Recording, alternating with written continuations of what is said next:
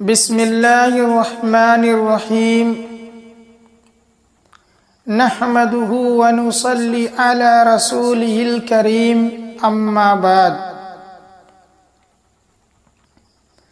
میرے بھائیوں، بزرگوں، دوستو،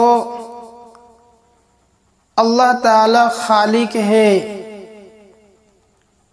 اسی نے تمام چیزوں کو پیدا کیا، زمین کو بنایا، آسمان کو بغیر ستون کے قائم رکھا، چاند و سورج اور ستاروں کو بنایا۔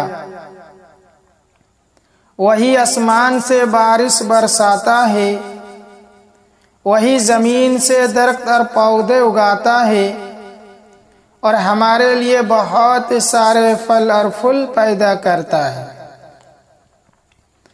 قرآن میں اللہ تعالیٰ فرماتا ہے، وہی ہے جس نے آسمان سے پانی برسایا، جس سے تمہیں پینے کی چیزیں حاصل ہوتی ہے، اسی سے درخت اگتے ہیں جن میں تم مویشیوں کو چراتے ہو، اسی سے اللہ تعالیٰ تمہارے لیے کھیتیاں، زیتون، کھجور کے درخت، انگور اور ہر قسم کا پھل اگاتا ہے۔ حقیقت یہ ہے کہ ان سب باتوں میں ان لوگوں کے لیے بڑی نشانی ہے جو سوچتے سمجھتے ہوں۔ میرے بھائیوں، بزرگوں، دوستو،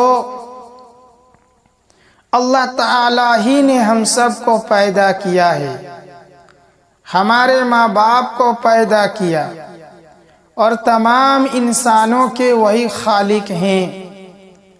قرآن میں اللہ تعالیٰ فرماتا ہے، خلق الانسان من صلصال کالفخار، اسی نے انسان کو ٹھیکرے کی طرح کھنکھناتی ہوئی مٹی سے پیدا کیا ہے۔ تم یہ سوچتے ہوں گے کہ اللہ تعالیٰ نے انسان کو کیسے بنایا اور کب سے انسانوں کا سلسلہ شروع ہوا؟ تو معلوم ہونا چاہیے کہ سب سے پہلے انسان حضرت آدم علیہ السلام ہیں۔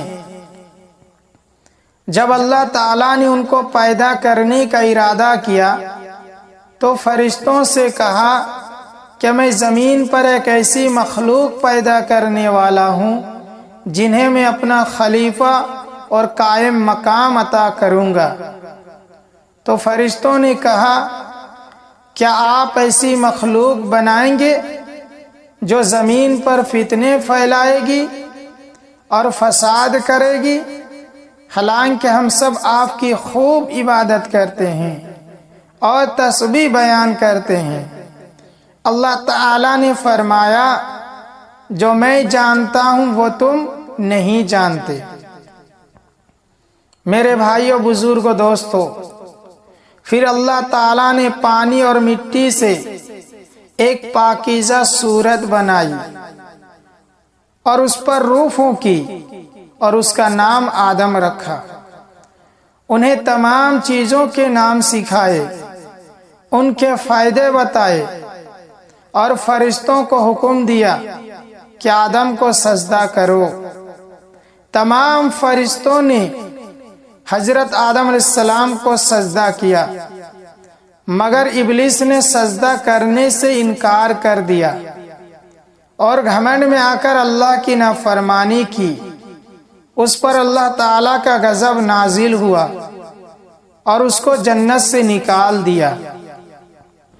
ابلیس اسی وقت سے حضرت آدم علیہ السلام اور ان کی اولاد کا دشمن بن گیا۔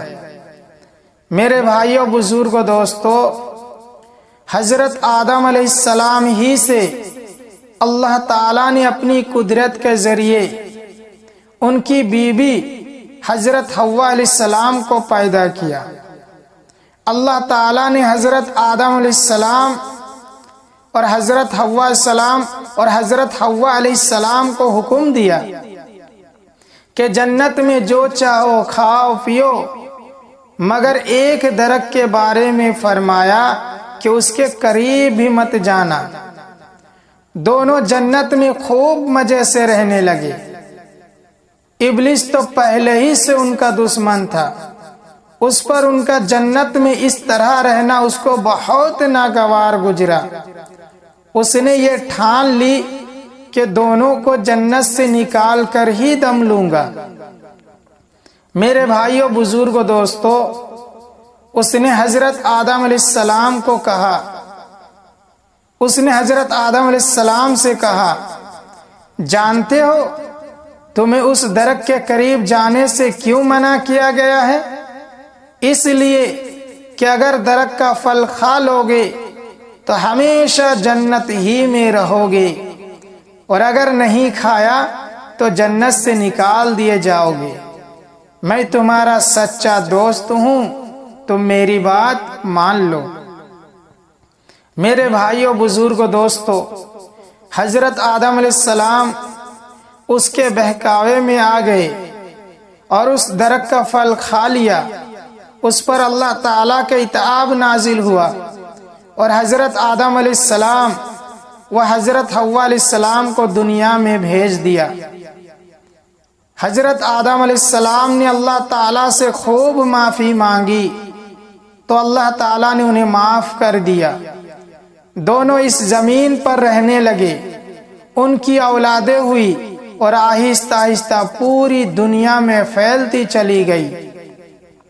میرے بھائیوں، بزرگوں، دوستو، حضرت آدم علیہ السلام اس دنیا کا سب سے پہلے انسان ہیں، اور آج تک جتنے انسان پیدا ہوئے ہیں یا قیامت تک پیدا ہوں گے وہ سب انہی کی اولاد میں سے ہیں۔